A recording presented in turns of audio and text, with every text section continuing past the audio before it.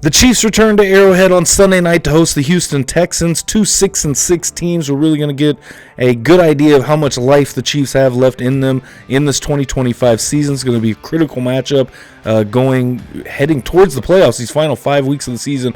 I mean, the Chiefs pretty much have to win out, and this is going to be a tough game against the Houston Texans. We're going to talk about some big injuries heading into Sunday night. Josh Simmons is lost to IR. I might have been wrong on the Patriots, or spoke too soon. The Patriots might be for real after watching them on Monday night against the Giants. I know it was the Giants, but we'll talk about that a little bit. We're also going to preview Thursday Night Football. We're also going to preview UFC 323 this weekend, Dwavasheli versus Piotr Jan 2. So let's get straight into the pod, and we're going to start with the Houston Texans game, previewing this weekend. Some tough injuries for the Chiefs. Josh Simmons gone on IR. Andy said that the wrist surgery went well. It was from what I heard on the radio, it was a sprain/fracture or something to that effect. The wrist was messed up. We will not see Josh Simmons again in 2025. There's a possibility he comes back for the playoffs, but obviously the Chiefs have to make it to the playoffs first in order to see Josh Simmons in the playoffs. It's going to be an interesting matchup between the two teams, I think. I think the Texans have a lot of motivation coming into this game. Obviously, they've been hot of late. They had that huge performance against Josh Allen a couple of weeks ago on Thursday night where they shut down the Buffalo Bills. They also won last week as well. If I'm not mistaken, I'm pretty sure that they won as well last week. I can't remember if they played. I want to say the Colts. It was the Colts that the Texans played last week. Yeah, 20-16 win on Sunday over the Colts. I said this team is going to be highly motivated. They came into Arrowhead twice last season, and 2 different times they lost. Of course, we had the debacle in the playoffs where, there's, I want to say, definitely Will Anderson was the main one, but a lot of Texans kind of putting the blame on the refs, not really holding accountability within the team. And so we'll see how that affects them. I think that'll give them great motivation to come in and, try to prove themselves from last year. The Chiefs season was what it was last year, right? And we've had all of the talk, the ref nonsense over and over, and we keep on hearing it this year, which is more than fascinating. The new trend is, the refs aren't on their side anymore now, obviously. But, we appreciate the casuals out there that watch TikTok highlights and don't really watch games and consume all of it. But we need the casual fans out there, so we do appreciate you guys. Nonetheless, although very bad take on the ref stuff. So anyways, I'm going to get off of that and off the soapbox. I feel like me, EDJ, have talked enough about it over the last year or so. But, that was a big headline that came out of that game. I know that, doing the podcast after that divisional game, that was I literally used Will Anderson for the thumbnail of the podcast directly after that game. I think the Monday after that divisional round game. But either way, I think it'll give big motivation to the Texans, to come in and say, hey, look, we are better than what we showed last year in 2 failed attempts at the Chiefs. I think it was week 16 last year they were at Arrowhead. It was late in December, late in the season. And then, of course, the divisional round, the Texans came back to Arrowhead to play the Chiefs. But, the Texans have a full head of steam right now. Going back to these last couple of weeks, they've beaten the Colts, Bills, Titans, Jaguars. Their last loss came November 2nd. To the Denver Broncos, losing 18-15 at home on a last-second field goal. And that the Broncos team feels the Eagles felt like towards the beginning of the year that they were kind of going to be the 2025 or the 2024 Chiefs, of 2025. Almost feels like the Broncos have kind of taken over that, where they've had a lot of weird, close games, and they've executed. At the end of the day, the Denver Broncos have executed. Even in the game against the Chiefs a couple of weeks ago, the Broncos executed when the Chiefs could not. And, me and EDJ talked about it on Monday. The complimentary football is just not there from the Chiefs this year, whereas last year I feel like you had those moments where everybody kind of got together in the big moments. And I've got a couple of clips from Patrick Mahomes yesterday kind of talking about the lack of execution. And that's going to be a big key into this game. But I think then you kind of go back to the injuries where there's some tough injuries on this Chiefs roster right now. I mean, that offensive line is pretty much turned over. Josh Simmons is done for the year, and likely we'll see Wanya Morris at left tackle. If Jawan Taylor does not play, who's listed as questionable at the moment, it'll be Jalen Moore. I would assume that Andy puts Jalen Moore at left tackle if Jawan Taylor's able to play. Ideally, obviously, I mean, look, there's a couple of different thoughts, and I know there's been a lot of negativity around the season. I feel like, even me and EDJ on Monday, it was a lot of negative energy on that podcast of just, but it is what it is. Mizzou is where they're at. It's kind of a perpetual door every year. They're kind of the same, and it's like now the Chiefs were kind of seeing perpetually the same, just without the wins. This team is 6-6. We saw this, I want to say 3 years ago now, where Christmas Day the Raiders came into Arrowhead, beat the Chiefs, and we wondered if the Chiefs were even going to make the playoffs that year. That late in the season, the division was still up for grabs, and now it really does feel like, I don't want to say the power dynamic has shifted, but the Chiefs are just not executing on the level that they had been, in the big moments. And Patrick will speak to that in a minute, that we got from the press conferences yesterday, because it's pretty much the same thing that he had to say. It's those moments that you're not getting the execution that you got in years past, whether it was last year, a couple of years ago. In those big moments, the Chiefs had been able to overcome all of the odds and whatever it may have been. And I think last Thursday for Thanksgiving was, very good testament to that, is that, all of the penalties in that Thanksgiving game where, and look, I'm not here to blame the officiating. The officiating sucks in the league all around, and it has for years, and it's going to continue to suck. I mean, it's really just end of story. I mean, we can say whatever team is in the refs' pockets with, the refs are supporting the Cowboys over the last couple of weeks because the Eagles and the Chiefs had so many more penalties than the Cowboys. It is what it is. I don't think that you can really blame the officiating because the good teams overcome it. And the Chiefs had overcome it before, whether it was last year or the year before that, whatever you want to say, that the refs have been on the Chiefs' side. I mean, statistically, that's just not the truth. And it's been proven over and over, but, run with the tinfoil hats. And but at the end of the day, and this team's not doing that. And I think that's another thing I talked about on that podcast with this Texans team last year is the lack of maturity there. Of just you're going out and blaming the refs when it shouldn't be that close to where you have to blame the refs. It's kind of like in MMA. Don't leave it in the octagon. Don't leave it up to the judges. Finish the fight. You leave it up to the judges. Who knows what happens? We've seen a lot of crazy scores in MMA over the years where a guy will dominate and lose on the decision. So I think same difference. That applies right here is you can't leave it open for interpretation. You have to overcome that, and the Chiefs have overcome that before. Thursday, again, glaring example, they just can't overcome it. You get to moments in the game where, the Denver game a couple of weeks ago, even the Dallas game where you had moments up 21-20 with the ball, have a chance to put the pressure on Dallas, and go up by a couple of scores. You don't do it. Go 3 and out. Same thing in the Denver game. They had, I think, 2 different opportunities with the game in the fourth quarter tied at 19. Just not executing. So the Chiefs definitely have to turn it around on Sunday. I mean, they have to execute in those moments, in the big moments, fourth quarter, whether it's tied, you're down by a couple of points, you got to execute. And the offense just has not been able to do that. The defense has had its issues, but like how me and EDJ were talking on Monday, where I think the defense gets too much flack. Because at the end of the day, this offense is just not executing when they need to the most. And I saw a post of anonymous executives and coaches talking about it and saying exactly that. The Chiefs are not executing in the big moments where they had been in the past. A lot of these games from last year, the last couple of seasons where they just executed. I mean, the San Francisco Super Bowl is the perfect example. That overtime drive, was perfect. But the league has adjusted to the Chiefs' offense, and the Chiefs have not adjusted to the league. You have to adjust at some point, and I don't think that we see that in 2025. And that is why I said on Monday, I don't think this team makes the playoffs this year. I think they're too far behind the 8 ball.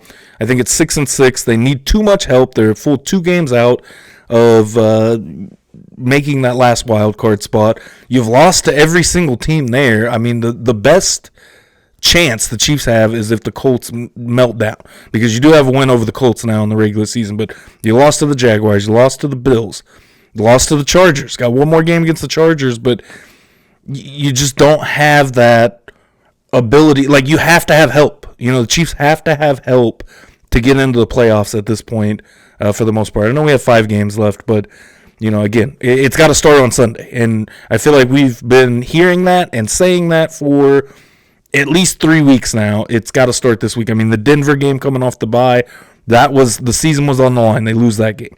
Against the Colts, season's on the line.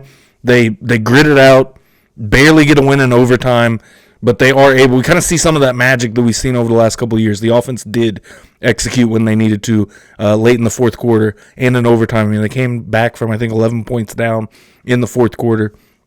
So we did see some of that. It's still there a little bit, but you're going to have to start pulling some of these tricks out of the bag. You can't save anything for the playoffs, because at this point, are you going to be there? Probably not.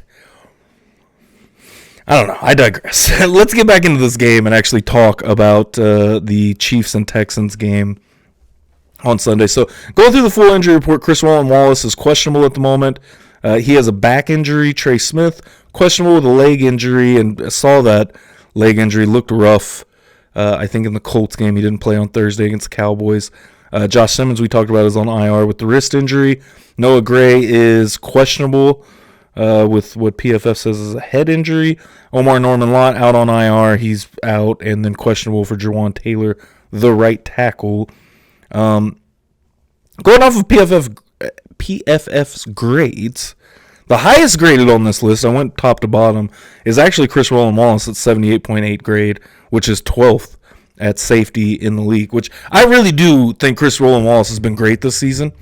I think he looked really good in the preseason. Me and E talked about that as we were leading up to the season, doing our season preview podcast. So I do think that Chris Wallace will be missed.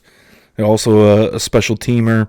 That offensive line is tough, man. Going against such a good front seven, that Houston defense is very strong.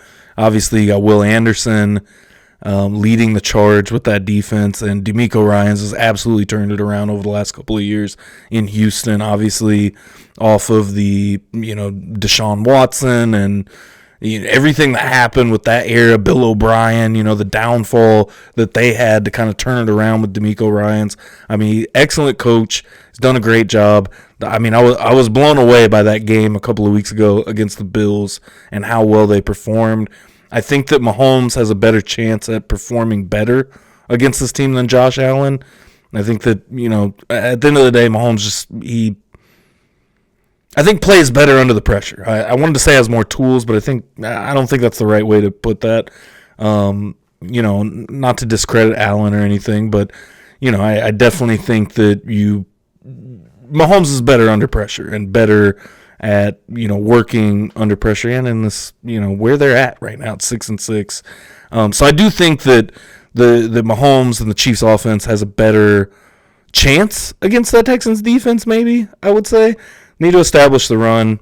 Either way, Andy and Pat both touched on the injuries on the offensive line and, what it's going to look like going into Sunday night. And let's hear what they had to say on Wednesday. Yeah, I mean, the one positive is two of the three of them played against them last year. So did a good job. So they know what they're up against. That's a great defensive front. Great defense. I mean, all three levels are really good, and they're number one in a lot of categories there. So defensively.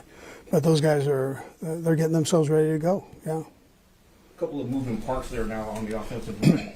Is Jalen Moore going to be the first man up over on left tackle, or are you visiting probably right tackle with him? Yeah, well, we'll see what happens with the injured guys first. But, yeah, that would he'd probably be at the right tackle and Wanya at the left if that's the way it went, yeah. Yeah, I mean, they're guys that have played. And so, obviously, we'll go through the week and see where we're at with the guys that are a little banged up. But you got to give the respect where it's deserved, and those guys have a great defensive line. And so we'll try to do the best we can as getting the ball out of my hand, running the football, and then whenever there's shots on the field, you got to be able to hit them. And so standing in the pocket, making those throws against a really good defense. So you heard Andy talking about what a good defense that is, acknowledging how good D'Amico Ryans has been as a head coach for the Houston Texans, and Pat also acknowledging he's gonna have to get the ball out quick, especially if you're gonna have Wanye Morris on one side and Jalen Moore, which Jalen Moore has held his own. He's done a good job, and I think that was a great signing. Obviously with the way things have went during the season, but it's going to be tough. It's going to be a tough game. I think really the Chiefs, going to the breakdown of the game, let's talk about what Sunday night should look like if the Chiefs are going to win this game. They got to get some pressure. I mean, at the end of the day, they got to get pressure. And if they can do that with a four-man rush, at least a halfway decent percentage of the time. I mean, Andy, I heard him talk about it at one point yesterday as well. You got to start winning some one-on-one matchups, and if they can do that and open it up, maybe for Karlaftis or something like that. But even if it has to be done with the blitz, they have to get pressure on C.J. Stroud. I think Spags, obviously, I think is worried about the coverage. And why, like in the Broncos game, I mean, that was one of the biggest things, the big third down that they converted late in the game, where I think it was 3rd and 16, and they didn't bring pressure, and it's just like, that's not a Spags thing to do at all. So you got to get home. You got to put some pressure on C.J. Stroud, and I think C.J. has shown that, he's not the best at handling the pressure when it's there. A clean passer rating of 106. So I mean, you gotta muddy up that pocket a little bit for C.J. Stroud throughout the game. We saw that last year in both games, the one in late December and the one in January in the divisional round. That they did a great job at pressuring C.J. Stroud. They got to do that again. We'll see how the run game goes. If Woody Marks is out, I think that would really help the Chiefs.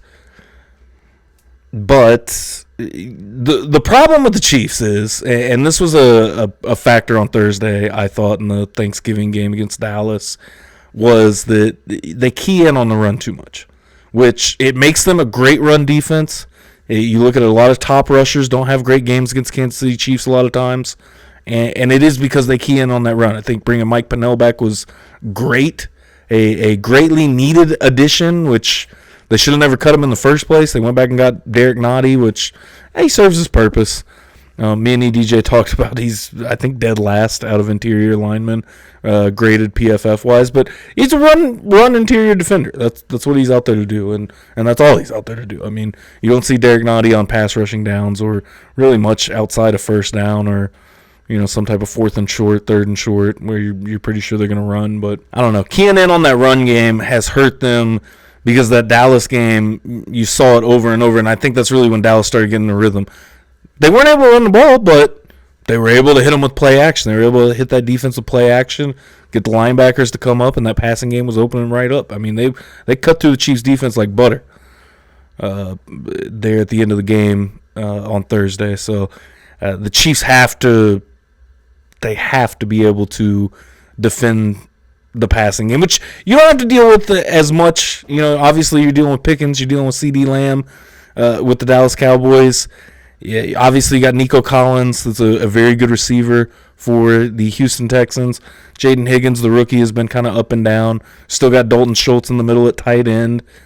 So we'll see where it goes Sunday night, but I do think the defense is the bright spot, which is rough talking about them like this, just because they are, in my opinion, the bright spot. The offense has really let them down a lot of times, especially in that Denver game. I was just watching a re-airing of it, where going into that game, the Chiefs had allowed 17.7 points per game.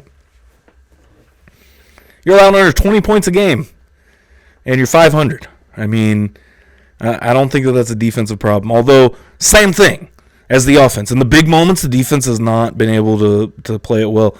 Me and EDJ talked about that play with Chamari Connor on Monday, where Chamari kind of just runs the play, breaking out of his coverage to try to go get Dak, and Dak right behind Connor for a touchdown. Easy money. So it's going to be an interesting assignment for the defense, but I do think the defense has a much better chance against the Houston Texans offense versus the other way around. And the Texans haven't looked great offensively really at all this year. I mean, You look at the Colts, they scored 20 points, 23 against the Bills. And I think one of those was a defensive touchdown. Just 16 points in a win over the Titans. Got to go all the way back to November 9th to see a Texans game where they scored more than 23 points with 36 against the Jacksonville Jaguars. Even looking at it, 15, there's 26, 19. They've only scored over 25 points 3 or 4 times this season. So I think the defense has an easier job. I do think the defense has an easier job. Speaking of which, that was with Davis Mills at quarterback for that Thursday night game. So, offensively, let's talk about the offensive side of the football. Offense got to execute. Let's hear what Pat has to say about executing. I think more than anything, we just got to execute at a higher level, and I feel like we've done a lot of good things, but at the same time, we made a lot of mistakes that we haven't been able to overcome, and so we got to be better in those bigger moments, not make those mistakes, and at the end of the day, go prove it. You got to prove it on game day, and that's something that I believe we can do. Learn from it, but at the end of the day, you got to make the plays, and that's stuff that we haven't done consistently enough. There's been games we've won, and there's been games when we haven't. And so just having to make those plays in the big moments will get you those wins. Patrick, in previous postseasons, you've made it very clear that you want to use your legs to be more of a dual threat. Is that something you're going to have to sort of engage on Sunday, given the dire situation you guys are in? Yeah, I mean, you're going to have to utilize everything, not just my legs. I mean, you got to utilize everything you have to go out there and win. I mean, this is a really good football team that's playing really good football right now and has a really good defense. And so we're going to throw it all out there and try to find a way to win. And this will be a big game for us to showcase who we are and who we think we can be moving on the rest of the season. Like Mahomes said, they got to execute on a higher level, plain and simple. I think they got to get in a groove on Sunday, keep that run game going. If you could see Kareem Hunt still around 4 yards per carry, I think that's perfect. We'll see what's going on at running back. Pacheco's not on the injury report this week, so Pacheco should be back and fully healthy at this point. Obviously, got a very limited number of snaps on Thursday against the Cowboys, but we should see him back in full effect. We'll see what that leads to for the Chiefs' offense, having that tandem back. But we got to see more Brashard Smith, man. We have to see more Brashard Smith. And I feel like we've seen throughout the year, shout out to Randy, because me and him have talked about this too. I don't know whether we texted about it or tweeting back and forth, but I feel like Brashard Smith was a guy that they were saving for the playoffs. They wanted him to break out in the playoffs, have some good playoff games, and save him from being on film. We've seen pretty much only handoffs from the receiver position, where it's a sweep play, some type of motion. You know, he's involved in the pass game, which he was a receiver at one point in college. But we need to see more Brashard Smith. If they let Brashard Smith just loose, I feel like that would help this offense out huge. But we'll have to see. Do they make the adjustments? I mean, are we going to keep trotting out the same thing and just hoping it works? Pacheco, Hunt, you know, give a few carries to each of them. I mean, a couple weeks ago in the Colts game, we saw 30 carries from Kareem Hunt. That was awesome. He's right back at it on Thursday against Dallas. But either way, they got to get in the groove. They got to get in the groove. Pat's got to find his rhythm again. And I don't think that Pat has really had his rhythm all year long. It's just been out of function is what it feels like for the Chiefs offense all season long. It's just been weird. So either way, I am going to predict a Chiefs victory. 17-13. Kansas City gets the win. It's ugly. It's messy. Maybe a turnover. We'll say a fumble, a strip sack of C.J. Stroud at some point in the game that kind of turns the tide for the Chiefs. They go down and win this game. Midway through the fourth quarter, defense holds up, and they are able to stave off for a 17-13 victory. That's my prediction for Sunday Night Football. What do you guys think? Let me know. If you are enjoying the podcast, make sure you hit that subscribe button to the channel.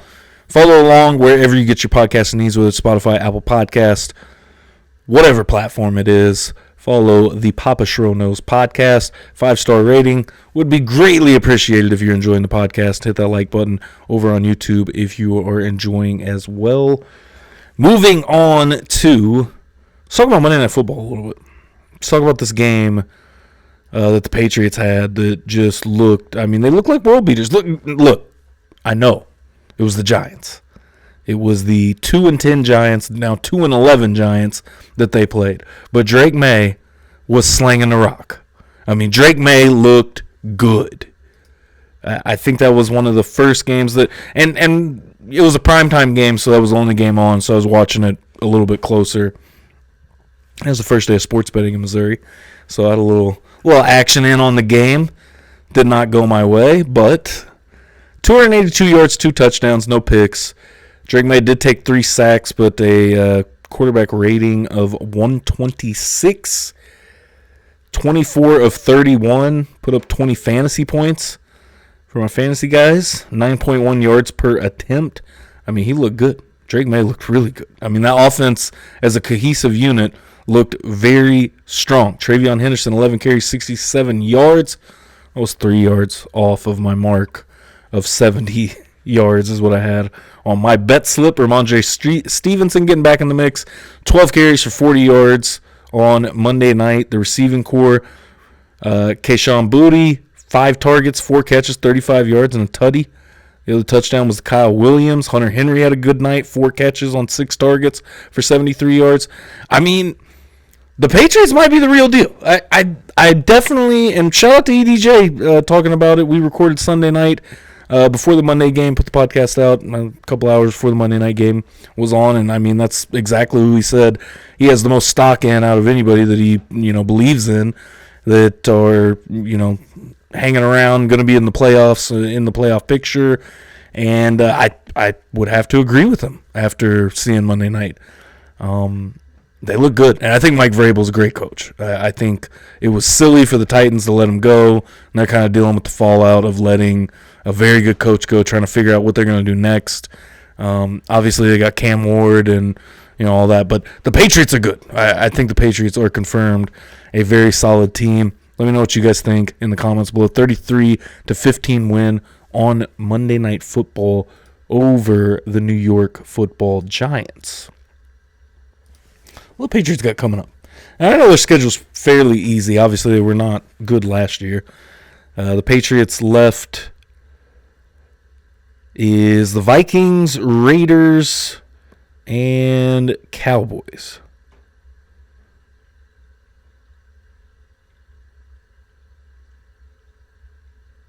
No, excuse me, that's the Giants' schedule. At the Ravens, at the Jets, versus the Dolphins is the last 3 games. Am I tripping thinking we had 5 games left? I know I said that earlier in the pod. Maybe I'm a couple weeks behind. I'm trying to be hopeful for these Chiefs. Oh, there's 5 games left. 14, 15, 16, 17, 18. Yeah, 5 games.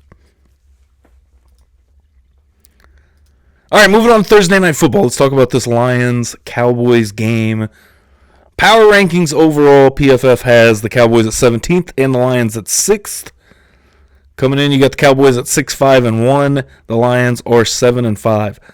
I don't know if the Lions should be that high up power ranking-wise at 6.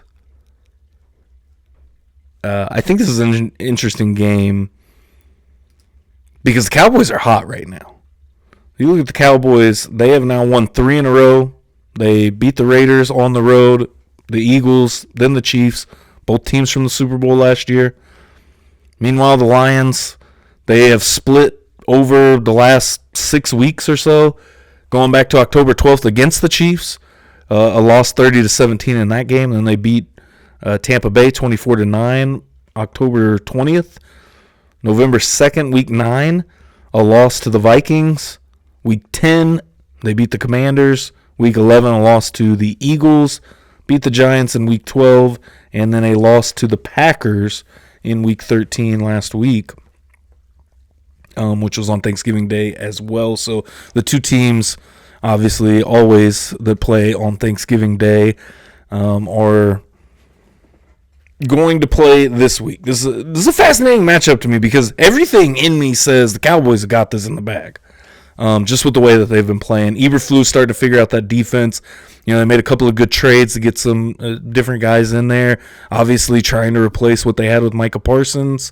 And the Cowboys are, dead set on making the playoffs, trying to get through and figure it out. I mean, they're in the same spot as the Chiefs for the most part. I mean, I think that game on Thanksgiving Day was, more impactful for them. If they were going to lose, it was going to be, their season was going to be over. I mean, at 5-6-1, they were pretty much done. But this gives them a big chance to go into Detroit and improve to 7-5-1. The Lions would fall to 7-6 and give the Cowboys an edge over the Lions, having a head-to-head win over them. But with that defense, I mean, honestly, Jared Goff is great for what he is, right? He has his moments where he turns the ball over, but for the most part, it's pretty safe when he's dialed into the offense and, they're moving and grooving, right? They got the run game working and all these things.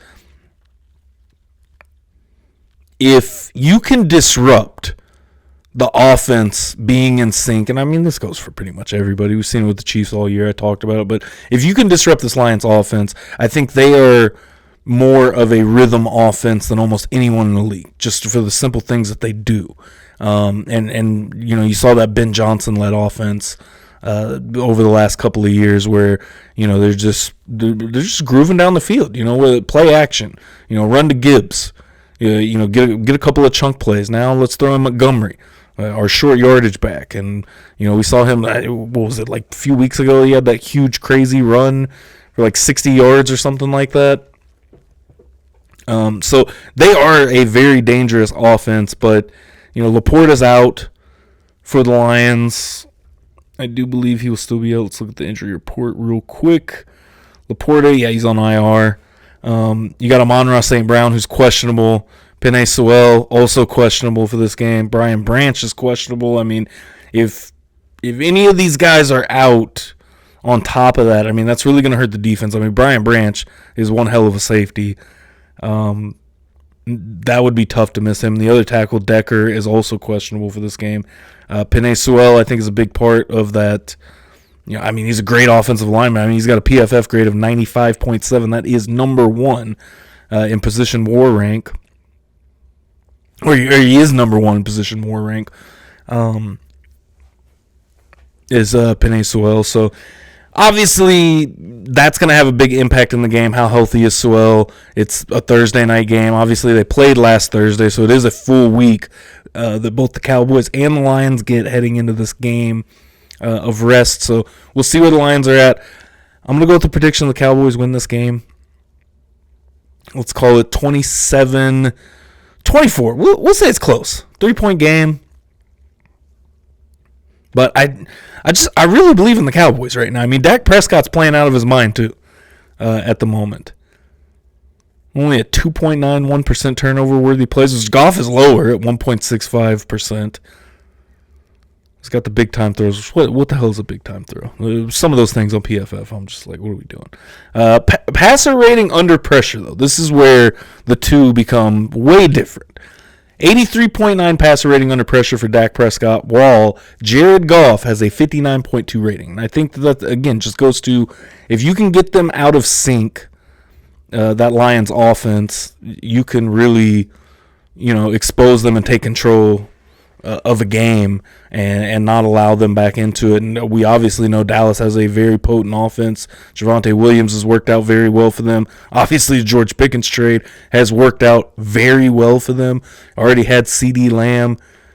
It's a very good offense. I mean, as Chiefs fans, we saw it last week. That's a good offense, and it really does help a lot when they're flagging the DB at any moment, especially when they're flagging the DB for the receiver pushing off. But it is what it is. The offenses don't need any more help, though. That's my main thing. Offenses don't need more help. We live in an offensive league. I say it all the time on this podcast. I'm a defensive guy. Stop handicapping the defense, man. I don't care whether it's the Chiefs, the Raiders, the Bills. Stop handicapping the damn defenses, man. I'm not a fan of that, but either way. So let me know what you guys think in the comments below, and who you guys got going into Thursday night tonight in that game, and we will shift to MMA. All right, UFC 323 coming up this weekend. This is, personally, I think this is a big card. I think this is a very good card. Exciting card in a lot of different ways. My two favorite flyweight fighters are on the card, in Joshua Van and Tatsuro Taira. Maybe my favorite champion at the moment, Marav Dvalishvili, on the card as well. Henry Cejudo in his final matchup against Peyton Talbot, an up-and-comer, which that's going to be a fascinating fight. How does that work out? How much does Henry Cejudo have left in the tank? And I know I just said it's going to be his retirement fight, he said this week. So we'll see how that goes. The rest of the card, Terrence McKinney and Macy Barber also making appearances on this card. Going all the way down to the early prelims. Edson Barbosa. Shout out Edson Barbosa. He's going to be on the card against Jalen Turner in a lightweight bout early on in the night in the early prelims. Marvin Vettori, another former title challenger, is down there on the early prelims. Let's break down the main card, though. Bogdan Guskov. I don't know much about him, but I have seen him fight once. Vicious knockout. Looks great. Jan Blachowicz is who he's fighting at 205 pounds, light heavyweight division. I think this should be an interesting fight. It's really going to show, can Guskov jump up into that top level of competition at light heavyweight. Obviously, Jan Blachowicz has been the light heavyweight champion, and has been like a sneaky strong fighter over the last 5-6 years, where honestly I didn't think Blachowicz would ever reach the places that he did. Going back to like the late 2010s, I thought he's kind of a guy that's just going to hang out and be around, but never really jump up in the upper echelon. But he has over the last few years, or last 5 years. I think it was during COVID when he beat Izzy and defended his belt against Adesanya. So I'm going to go Guskov in this fight. I like the young up-and-coming challenger. Looks very strong. Like I said, the one time I saw him fight was a vicious knockout. So let's see what you got. Let's see what you got against Blachowicz. Blachowicz has been a tough guy to finish, though. Moving on to bantamweight, Henry Cejudo. Again, says his last fight, he's fighting Peyton Talbot, who I haven't seen too much of, but very good young up-and-comer. Kind of reminds me a little bit of Brian Ortega in his initial run. Coming up undefeated. Peyton Talbot's 10-1. But coming up undefeated, and those fights against Clay Guida and Frankie Edgar, and Peyton Talbot's just waiting for his moment, his breakout moment to say, hey, I am here to contend for a belt. Is that Saturday night? Does he get that moment on Saturday night? I think it's very possible, because again, how much does Henry Cejudo have left? I think Cejudo's last fight was the main event at that Seattle card against I think it was Song Yodong. Where he got poked in the eye, couldn't finish, and I don't know, man. The eye pokes, man. Don't get me started. While I was on my hiatus, where life took over, man, that was one thing I wanted to get on here and talk about, was the Tom Aspinall situation. It's Cyril Gahn, because bro, if you can't see, you can't fight. I'm just going to leave it at that. If you can't see, you can't fight. Let's go with the young upstart. We're going young on this card. Let's go with the young upstart. Peyton Talbot gets the victory. We'll say by split decisions. Henry Cejudo fights hard, but he goes down. Next up, flyweight bout. One of two flyweight bouts right before the co-main event and the co-main event with the flyweight title being on the line. This is going to be a big matchup for this title picture, I think. You have Brandon Moreno, obviously former champion, 23-8-2 in his career. Kind of trying to figure out where to go, where he's at in his career. Is he going to continue to challenge for a belt? And I do believe he has fought Pantoja before. Try to look up. Steve Erceg was his last fight, 5-round decision victory. That was back in March. Lost to Brandon Royval. I'm really just trying to find. I'm pretty sure him. Yeah, Pantoja. UFC 290, July 8th, 2023. Pantoja got a decision victory over Brandon Moreno. That was That was how Pantoja won the belt. It's all coming back to me now. That's how he won the belt. I do remember that fight. It was a great fight. So if we could see that again, I think that might be kind of ideal if he can get through Tatsuro Taira. But Taira is good. Strong, young challenger. He had that fight. I cannot remember who it was against, but he buckled his knee and I think blew his knee out when he had his back. It was just kind of a wrong move, but Taira knew what he was doing and knew that that's what was going to happen if he didn't give up position. Tatsuro Taira is dangerous, man. He just came back and won his last fight, I'm pretty sure, after the loss. Let's go through his record real quick. Tatsuro Taira, it was Park Hyung-sung that he got a submission in the second round. The grappling is underrated of Tatsuro Taira. The loss came to Roy Vol. He wasn't able to get by. That was back October of 2024, a little over a year ago. Alex Perez, that was the fight that I was talking about just a minute ago. Tatsuro Taira was actually scheduled to fight Josh Van at UFC 302. That fell through. That was June 1st. Of last year, 2024. Taira got back in the win column. That was in August, and now he's back here in December to fight one more time. There was a canceled fight against Amir Albazi. That was supposed to be August 2nd. Okay, I do kind of remember that Park Hyung-sung filled in for Tatsuro Taira to fight. So this is a big step up in competition for Tatsuro Taira. Obviously, Roy Vol, that was a big step up in competition for him as well. I think Roy Vol was number 1 ranked flyweight at the time, and then went on to lose to Josh Van. That might have been before Roy Vol got the title shot with Pantoja. I can't remember exactly. But very strong fight. We're going to keep it rolling with the young guys, though. Like I said, Tatsuro Taira, one of my favorites in the UFC flyweight division. He improves to 18-1. We'll say this goes to a decision. We'll say it goes all 3 rounds. I don't know if he'll be able to submit Brandon Moreno. I mean, you got a wily veteran in there that's been around the game for a long time, has been champion multiple times. I don't know if he'll be able to finish him, but I think he'll be able to do enough on the scorecards and possibly secure a title shot, to get the winner of Pantoja and Van. Let's talk about it. Let's talk about this flyweight title fight. I'm excited to talk about this one. Joshua Van has become maybe my favorite fighter in the UFC altogether. He fights, and he fights. I think he fought 4 or 5 times last year, showing up whenever he is needed or called upon. The Brandon Royval fight was that. He came into fight week saying, I have no game plan. I don't think he had a game plan for Brandon Royval either. It was go out there, throw 1-2s, and beat him up. And he did just that against Brandon Royval, and that's how he got this title shot right here. But Pantoja is a different beast, and I would love to continue to go with our trend of going with the young guys, the young upstarts on this card, but I don't think that you can do that here. I think Pantoja is just a different type of monster, and I think that he gets the job done. We'll see. I really just want to see how long can Van last.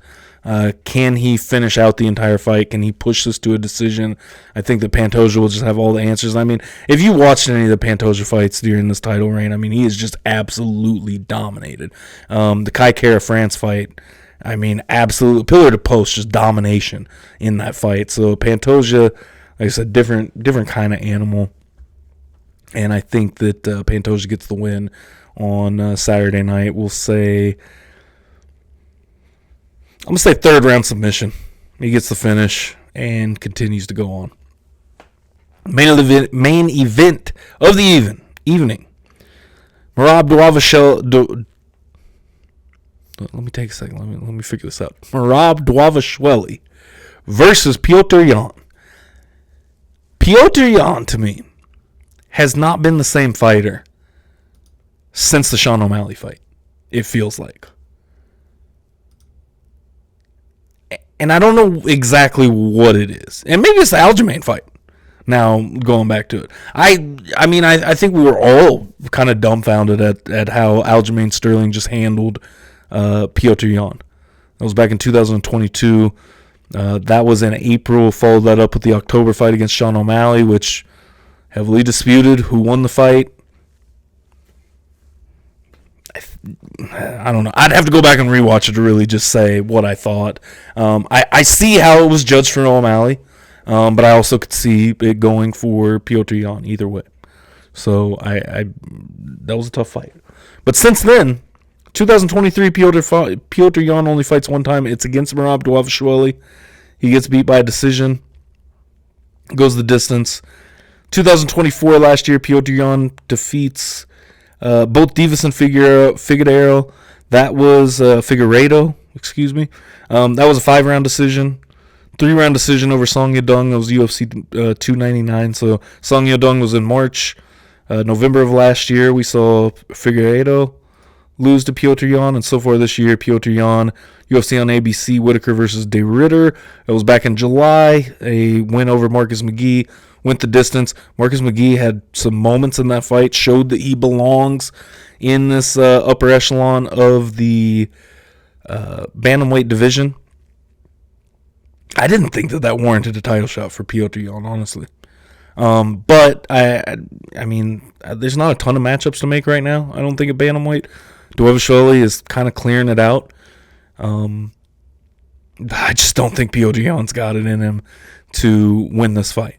I don't want to say it like that. Not that he doesn't have it in him, but I just don't know if he can get back to who he was before. Like I said, it just feels like after the Aljo O'Malley saga of 2022 that was Piotr Jan's 2022, just don't feel like he's been the same fighter since. And Dvalishvili has just ramped up. I mean, he gets better every time we see him, and it feels like he's halfway playing with his food half the time. I didn't love the last fight for Dvalishvili, I will say. I didn't feel like he did much with that fight. Sandhagen, yeah. I feel like he was a little too complacent in the fight against Corey Sandhagen. Hopefully they kind of figure that out. But it felt like the whole fight, Dvalishvili was perfectly fine with clinching up, take him down, Sandhagen gets right back up. Okay, we'll push him up against the fence, take him down, get back up, take him down. There wasn't a lot of damage. There wasn't a lot of grappling. I mean, wrestling, taking him down. But, I mean, when we're talking about, going for submissions, grappling like that, wasn't a ton. And I felt like there was moments where he could have went for it. So it felt like Dvalishvili just kind of coasted in that whole fight. So that is something I think you could key in on and say, hey, if Piotr Jan could get that Merab to show up on Saturday night and find a way around that, just his game, it's almost Khabib-esque, as where it was just it wasn't about, if you're going to get taken down, it's win. Khabib was just so relentless with his takedowns, and at some point, you're going to get taken down. So I think Merab's kind of the same way, but we did see Corey Sandhagen continue to get up. And so if Piotr Jan could do that, and, I think he's maybe a little bit same realm, maybe a little bit better grappler than Corey Sandhagen in a wrestling sense, so maybe he can use that as a way to outmaneuver Merab. But I got Merab. I'm going to go 5-round decision. Merab wins this fight and makes it look fairly easy, I think. He's just on a different level right now, man. I think Merab is great. UFC 323, let me know in the comments below what you think. Who you got on Saturday night? Do we have any new champions? Personally, I'm not taking any new champions on Saturday night. But I do have the young guys winning on the main card outside of the title fights. I don't know that Piotr Jan is very young, but Joshua Van's 20 years old, I think 21 maybe at this point. But either way, again, let me know in the comments below what you guys think about UFC 323. I've been wanting to say 223 all night.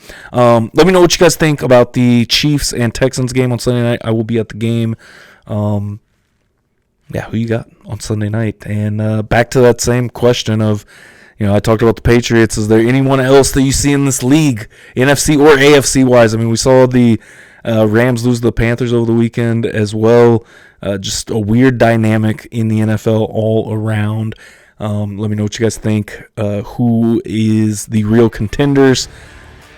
Without further ado, your boy Papa Shro is out of here. Remember, if you enjoyed the podcast, hit that like button, smash the subscribe button for me as well. We'll see you in the next episode.